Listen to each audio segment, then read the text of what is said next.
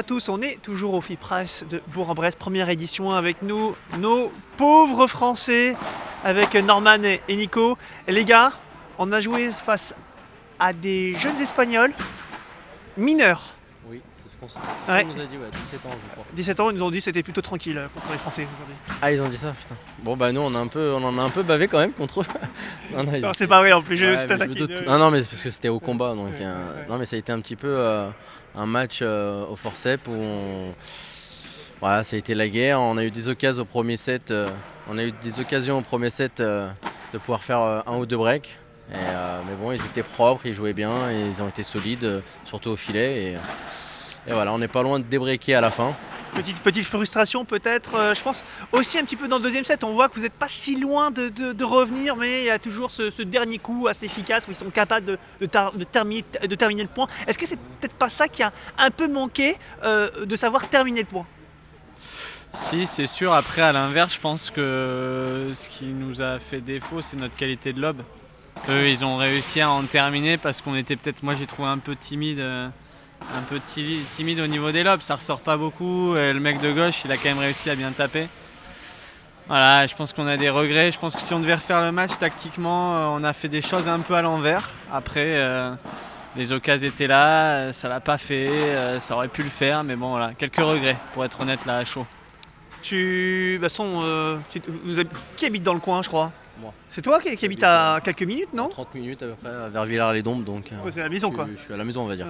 Ouais, ouais. Du coup, tu reviendras certainement un petit peu dans le coin, j'imagine, peut-être pour ce week-end, pour suivre et voir ces fameux gros matchs qu'il va y avoir. Un petit peu de regret peut-être de ne pas y être présent, d'être à côté de chez toi et de se dire j'aurais pu être dans ce palais des expos magnifique. Ouais, j'aurais aimé essayer de rentrer en tableau et voir si possible en quart pour être dans ce fameux complexe Ouais. à Bourg-en-Bresse au Palais des Ouais. Expos. Mais oui, je repasserai en tant que supporter des Français. Et après, on a peut-être une chance à avoir avec le Lucky Loser. On verra, c'est ce qu'on nous a dit. Ouais. Donc on va compter Ouais, là-dessus et on verra pour essayer de rentrer de main dans le tableau. Bon, vous l'avez compris, il y a une autre bataille qui a lieu actuellement en coulisses. On fait jouer toutes les relations à l'aéronautique. Bon, messieurs, on va essayer de faire un petit bilan parce que ça a été quand même une grosse année. On vous a vu souvent sur les pistes. Vous jouez ensemble. Est-ce que d'ailleurs vous allez continuer ensemble? C'est quoi un petit peu d'abord bilan de l'année 2023, mon cher Nicolas Rouanet? Sachant que c'est sa première grosse année, on peut dire ça comme ça. C'est clairement même ma première année, tout court. Elle est plus que positive. Si on reparle juste niveau classement, je crois que la première fois qu'on a fait un tournoi avec Norman, il était en dehors des 100. Moi, je sais même plus si je devais être dans les 100, mais 80. Et aujourd'hui, on finit tous les deux top 20. Norman, il est top 15. Enfin, c'est une année, il bat son record niveau classement par rapport à, je crois que c'était en 2019. Et donc on peut dire que l'année elle est plus que positive. On a vécu des bons moments, on a gagné des P1000, P1500, on fait demi du dernier P2000. Voilà, on a su monter en puissance, on a vraiment appris à se connaître aussi. Parce qu'au final, faire toute une année avec le même partenaire, C'est chiant quoi, surtout avec Norman. pas du tout en fait. Pourtant, et Dieu sait que je peux être dur des fois avec lui, et il le sait, on en rigole, mais on a réussi à justement, si on compare à d'autres équipes qui se crachent beaucoup dessus, Ah oui, oui. nous au moins on a quand même réussi à rester soudés et vivre des bons moments. Ouais. La saison elle est plus que positive. Saison positive. Benjamin Gelot était avec nous sur le direct et vous encouragez, bien évidemment. Allez les gros. Quelle est la différence justement avec un Benjamin Gelot à droite? Là, tu as un gaucher, un joueur qui a moins de paddle aussi derrière lui, clairement. C'est quoi la différence? Alors la différence c'est que Nico était un peu plus agressif et a un jeu qui est porté vers l'avant. Après la différence du coup ça me soulage un peu moi au niveau des smatchs au milieu où du coup on se complète bien, du coup ça me fait moins d'efforts pour venir chercher un peu au milieu les smatchs. Et voilà donc avec Nico ça se passe super bien, sur le terrain on se complète bien, on s'amuse. Alors c'est vrai que des fois on a des frustrations sur le terrain, on a la tête un peu basse mais on arrive à s'encourager et à rester solidaires tous les deux. Là aussi, un petit peu le bilan. Il a dit, Nico, je crois que tu étais en dehors du top 100. Ça faisait un petit moment qu'on ne t'avait pas retrouvé en dehors de ce classement. Est-ce que Nico, ça a été aussi un petit peu, ça t'a relancé un petit peu tu jouais avec Benjamin pendant je ne sais combien d'années, 5 ans, et voilà, bon, le fait de ne plus jouer avec lui, du coup il manquait peut-être quelque chose, et Nico est arrivé. Ça fait un peu... Non, mais ce qu'il y a, c'est que ça m'a bien motivé parce que c'était un joueur que je connaissais pas. Donc j'en avais déjà discuté, c'était Johan Bergeron et JT Perrault qui nous avaient mis en relation tous les deux. Et du coup, ça m'a motivé de montrer un peu ce que je savais faire, de reprendre le paddle un petit peu plus à fond, on va dire, avec les entraînements à la all-in paddle. Et voilà, donc ça s'est très bien passé. Et tout de suite, au premier tournoi, on fait un final sur un P1000. Et du coup, on a dit pourquoi pas, on s'est lancé. On a fait des très bons résultats toute l'année avec un ou deux firsts, mais le reste du temps on a fait pas mal de résultats, finale, vainqueur, donc on est content. Ouais, j'ai quasiment le titre, hein. Norman Nico au premier regard, hein, ça fait ça fait bon, c'est ça. Bon, coup de cœur. Bon, écoutez, c'est dit, les gars. Allez, dernière question. L'année prochaine, vous êtes toujours ensemble. Il y a déjà plutôt 2 dernières questions. Il n'y a rien, pas de changement. On continue, on va dire, on change pas une équipe qui gagne, qui est sur une bonne dynamique. Je démarre, on va décider très prochainement. Voilà, évidemment que la saison, comme on vient de dire, a été très positive.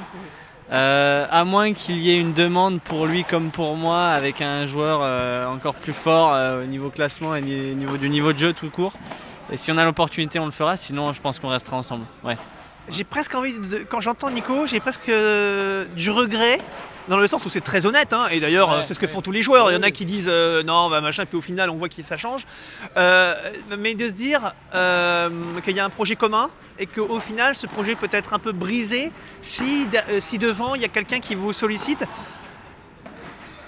Ça me rappelle une interview avec Sagno Gutiérrez qui disait qu'il regrettait cette façon de penser de plus en plus, même, d'ailleurs on le voit, hein, dans le circuit professionnel, des changements, de nombreux changements qu'on ne voyait pas autant, en tout cas avec une fréquence, on se laisse peu de temps pour se tester si ça va pas. Tu vois ce que je veux dire ? Je vais rectifier du coup ce que je dis un peu en fait. Justement, c'était très bien, j'avais un titre en plus. Ce qu'il y a, c'est que quand tu parles de projet commun, en fait, il n'est pas vraiment commun dans le sens où Norman, il n'a pas pour projet de jouer à l'international. Moi, je l'ai pour 2024, donc à partir de là, je vais sûrement devoir jouer avec d'autres partenaires si je dois partir en FIP à l'international, ce qui fait qu'il y a peut-être des liens qui vont se créer aussi. Maintenant en France, pour les gros rendez-vous français, moi j'ai déjà dit à Norman, à moins que je me lance vraiment avec quelqu'un d'autre toute l'année, que ce soit sur les FIP et les tournois français, je le ferai. Sinon, voilà, avec l'année qu'on fait, comme on s'est déjà dit, on a construit des choses sur le terrain, en dehors du terrain. Et il n'y a rien aujourd'hui qui me pousse à aller voir ailleurs. Mais c'est juste que les projets ne sont pas vraiment communs.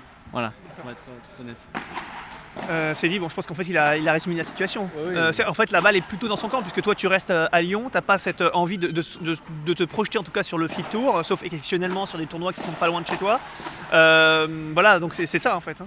En fait oui, parce que moi j'ai mon boulot à côté, donc je peux pas me libérer la journée. On n'a pas des sponsors qui nous permettent de pouvoir se déplacer comme ça. Donc moi je vais rester sur le circuit français. Après on sait jamais ce qui peut arriver. Si on a des sponsors, si on a des aides, je me lancerai sur le circuit pro si possible. Mais voilà. Ouais. Mais Nico, lui, Nico a 26 ans. Donc lui a pour projet de jouer un peu plus à l'international. Et ce qui est normal. Donc après, ce qu'on disait, c'est sur les gros tournois français. On verra l'année prochaine, mais on risque de rester ensemble. Voilà, suivant les demandes, suivant comment ça se passe. Allez, dernière question. Je reviens à ce que vous avez dit tout à l'heure. Vous vous plaisez ensemble, vous avez des bons résultats. Tu l'as dit, P1000, P1500, des bons résultats en P2000, encore récemment avec une demi-finale sur le dernier P2000 de Strasbourg. Ça fait quand même beaucoup aujourd'hui. Est-ce qu'on se dit quand même, bon, ok, c'est bien gentil, maintenant peut-être qu'on va espérer mieux en France. Il y a 8 places dans une Team France. 8 places, bon, il y a quelques joueurs qu'on ne peut pas déloger, en tout cas pour l'instant. Ça veut dire que forcément c'est dans le coin de sa tête de se dire tiens. Allez, tiens, Nico. C'est quoi la question exactement du coup ? De déloger les 8 premiers ?